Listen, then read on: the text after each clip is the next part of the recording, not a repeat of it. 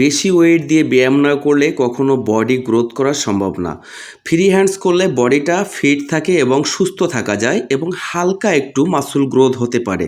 কিন্তু প্রকৃতভাবে যদি muscle growth করতে চান তাহলে কিন্তু আপনাকে হেভির থেকে হেভি ওয়েট দিয়ে ব্যায়াম করতে হবে। তো বন্ধুরা, শুরু করতে চলেছি, দারুণ একটা ভিডিও, মিস করবেন না। আর অল্প বিদ্যা ভয়ঙ্কর, এই ভিডিওটা লাস্ট পর্যন্ত দেখবেন আশা করি। আর ভিডিওটা ভালো লাগলে চ্যানেলটা সাবস্ক্রাইব করবেন। তো বন্ধুরা দেখেন, আমাদের শরীরে টেস্টোস্টেরন হরমোন নামক একটা হরমোন আছে। তো এই হরমোনটাকে বুস্ট করতে গেলে এবং বৃদ্ধি করতে গেলে আমাদের কিন্তু হেভি ওয়েটে ব্যায়াম করা দরকার। হেভি ওয়েট না নিলে কখনো আমাদের শরীরের টেস্টোস্টেরন হরমোন লেভেলটা বাড়বে না। আর কিভাবে আমাদের শরীরের টেস্টোস্টেরন হরমোনটা বাড়াতে হবে আমি ভিডিওর শেষে বলবো। তো ভিডিওটা একদমই টানবেন না। তো বন্ধুরা, আমাদের বডিটা গ্রোথ হয় না কেন, আর ফ্রি হ্যান্ডস এক্সারসাইজ করে আমাদের বডিটা গ্রোথ হতে দেরি হয় কেন? তো ফ্রি হ্যান্ডস ওয়ার্কআউট যদি আপনি করেন তাহলে সেটা সুস্থ থাকার জন্য একটা বেটার পয়েন্ট। তো মাসকিউলার হওয়ার জন্য কিন্তু আপনার ফ্রি হ্যান্ডস এক্সারসাইজ চলবে না। আপনি যদি মাসকিউলার হতে চান, আপনি অন্যদের মতো মাসল গ্রোথ করতে চান, তাহলে কিন্তু আপনাকে হেভি ওয়েটে ব্যায়াম করতে হবে। আমাদের মাসলটা গ্রোথ হয় কিভাবে, এটা জানেন কি? তো আজকে বলতে চলেছি। দেখেন বন্ধুরা, আমরা যখন এক্সারসাইজ করি, প্রতিদিন এক্সারসাইজ করি, তখন দেখবেন আপনি যখন জিম শুরু করবেন তখন কিন্তু আপনার হাতে পেইন হয় কিংবা সমগ্র গায়ে পেইন হতে পারে। তো এই পেইনটা কেন হয়? এই পেইনটা হচ্ছে আমাদের শরীরে যে মাংসপেশিগুলো আছে, এই মাংসপেশিগুলো চির ধরে, ফেটে যায়। তো ফেটে যাওয়ার ফলে এইটা কিন্তু আমরা খালি চোখে দেখতে পারি না, এটা হচ্ছে মাইক্রো লেভেল আকারে আমাদের শরীরটা ফেটে যায়। তো এই যখন ফেটে যায় তখন কিন্তু আমাদের শরীরটাকে আমরা হাই প্রোটিন দিব এবং রেস্ট দিব, তখন কিন্তু আমাদের শরীরটা রিপেয়ার হয়। তো আপনি এক সপ্তাহ ব্যায়াম করলেন, এক সপ্তাহ পরে আর ব্যথা হলো না, তখন বুঝবেন আপনাকে আরও ওয়েট বাড়াতে হবে। আসলে কি জানেন, আমাদের শরীরটা কিন্তু যত ওয়েট বাড়াবেন তত কিন্তু আপনাদের শরীরটা গ্রোথ হবে। তবে এমন কোনো ওয়েট নেবেন না যে ওয়েটে আপনার শরীরে ক্ষতি হয় এবং আপনার ইনজুরি হওয়ার সমস্যা হয়। তো বন্ধুরা দেখেন, আপনাকে এমন একটা ওয়েট নিতে হবে যে ওয়েটটা দিয়ে আপনি 12 থেকে 15টা রিপিটিশন দিতে পারছেন। আর খাদ্যটা সবথেকে বড় ভূমিকা হচ্ছে আমাদের খাদ্য। আমরা অনেকে ভাবি কি যে আমাদের এক্সারসাইজ করলেই শরীর গ্রোথ হবে, কিন্তু এটা ভুল। আমরা যখন এক্সারসাইজ করি আমাদের অনলি 10% শরীর রিকভারি করতে সাহায্য করে এক্সারসাইজ, আর 30% করে রেস্ট, আর বাকি যে সবথেকে বড় পার্সেন্টটা আছে এটা করে আমাদের খাদ্য। তাহলে এবার বুঝতে পারছেন খাদ্যটা আমাদের জন্য কত বড় ভূমিকা রাখে। এই জন্য আমাদের খাদ্য তালিকায় সবসময় হাই প্রোটিনযুক্ত খাদ্য রাখতে হবে, যে খাদ্য দিয়ে আমাদের মাসলগুলো দ্রুতভাবে গ্রোথ হতে পারে। এবারে দেখেন, আমরা ভুল সিস্টেমে ওয়ার্কআউট করি। এই ভুল সিস্টেমে ওয়ার্কআউট করলে কিন্তু আমাদের শরীরটা কখনো ভালোভাবে গ্রোথ হবে না। যেমন ধরেন বন্ধুরা, আপনি ওয়ার্কআউট করছেন প্রতিদিন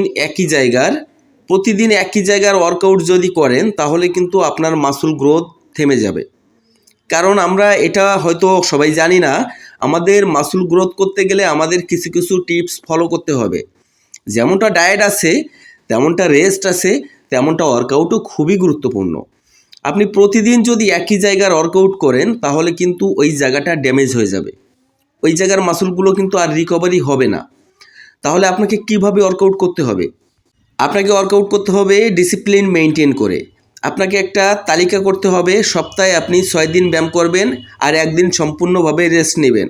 তো 6 দিন কিভাবে ব্যায়াম করবেন? দেখেন বন্ধুরা, আমরা যখন প্রতিদিন একই জায়গার ওয়ার্কআউট করি তখন কিন্তু আমাদের মাসল গ্রোথ থেমে যায়। থেমে যাওয়ার কারণটা আমি বলছি। একই জায়গার একই ওয়ার্কআউট প্রত্যেক দিন করা যাবে না। আমাদের প্রত্যেকটা মাসলকে 36 থেকে 48 ঘন্টা রেস্ট দিতে হবে। বড় মাসলের জন্য বেশি রেস্ট, যেমন লেগ, চেস্ট, ব্যাক, এইসব বড় মাসলের জন্য বেশি রেস্ট দিতে হবে।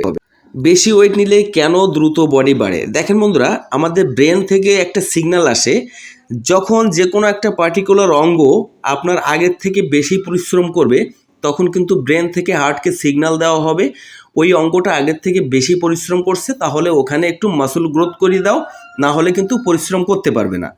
আমাদের ব্রেন থেকে আসা সিগন্যালগুলো কিন্তু আমাদের হার্টকে পালস করে এবং হার্ট কিন্তু বাদবাকি সমস্ত অঙ্গকে রিপেয়ার করা শুরু করে দেয়। এভাবেই কিন্তু আমাদের শরীর গ্রোথ হয়। তো বন্ধুরা দেখেন আমরা প্রতিদিন যে ওয়ার্কআউটগুলো করি, এই ওয়ার্কআউটগুলো করে আমরা রেজাল্ট কেন পাই না? আমরা কিন্তু এই কারণেই রেজাল্ট পাই না। প্রতিদিন একই ধরনের ব্যায়াম, প্রতিদিন একই ধরনের ফ্রি হ্যান্ডস এক্সারসাইজ। আরেকটা ব্যাপার আছে এখানে। আপনি যদি এক্সারসাইজ করার আগে ওয়ার্ম আপ না করেন, এটা কিন্তু একটা বড় ভুল।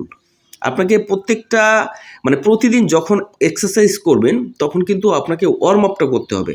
আপনার ওয়ার্ম আপটা করলে কি হয়, শরীরের যে রক্ত চলাচল যে ক্ষমতাটা অনেক বেড়ে যায়। আপনার এক্সারসাইজ করার জন্য আমাদের শরীর কিন্তু প্রস্তুত হয়ে যায়। আরেকটা বিষয় দেখেন, যারা মাসুল গ্রোথ করতে চায় তাদের জন্য ব্যায়ামটার সঠিক সময় কখন? আপনি যখন মাসল গ্রোথ করতে যাবেন তখন কিন্তু শরীর গ্রোথ কিন্তু দিনের বেলায় খুবই কম হয়, আর রাতের বেলায় কিন্তু আমাদের শরীরটা একেবারে রেস্টে থাকে। তখন কিন্তু আমাদের শরীরটা একেবারেই সুন্দরভাবে রিপেয়ারের কাজে লেগে থাকে। এই জন্য বলছি, আপনারা সকাল সকাল ঘুমাবেন, আর রাত জেগে ঘুমালে কিন্তু আপনার টেস্টোস্টেরন হরমোনটা একেবারেই কমতে থাকবে, ডাউন লেভেলে যাবে। তখন কিন্তু আপনার বডি গ্রোথ হবে না।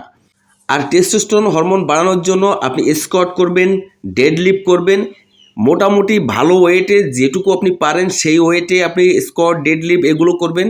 আর ন্যাচারালভাবে আপনি টেস্টোস্টেরন হরমোন বাড়াতে চান, তাহলে কিন্তু আপনি প্রতিদিন সকালে একটু আদা খাওয়ার চেষ্টা করবেন।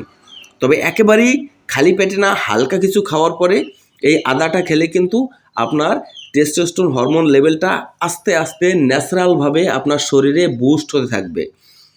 আমাদের শরীরে শুধু টেস্টোস্টেরন হরমোন খাদ্যই বাড়ে না, খাদ্য এবং এক্সারসাইজ এবং রেস্ট এই তিনটেকেই সমানভাবে প্রাধান্য দিতে হবে।